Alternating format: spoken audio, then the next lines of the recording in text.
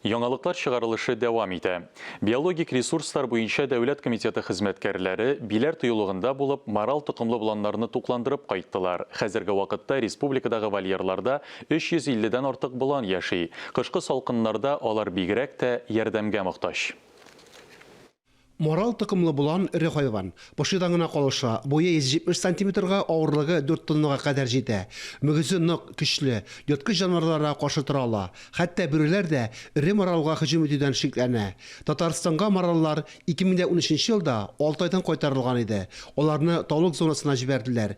Җәен үләннәр, яфраклар белән туклансалар, кышын агач кайрысын кимерәләр. Самое главное – обеспечить маралов кормами для того, чтобы они успешно пережили зиму. Иң мөһиме маралларны уңышлы кышасыннар өчен азык белән тәэмин итү.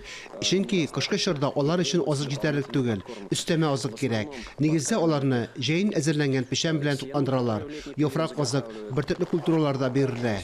Бүгенге көндә республикада 350-дән артык марал һәм 250-дән артык таплы булан бар.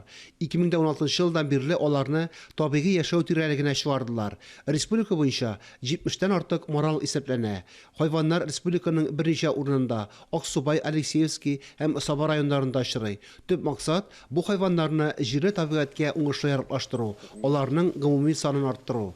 Для того, чтобы численность была постоянной. Планнарның саны артсын өчен бу хайваннарны киләчәктә вольерда кара тоту буенча эш алып бара кирәк. Безнең шундый планнарыбыз бар. Табигатьтә бу хайваннар озак яшәми, 13-15 ел.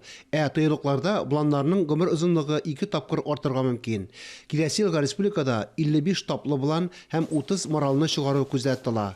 Фарис Мөхәммәтов, Алсу Гыйльманова, Татарстан яңалыклары.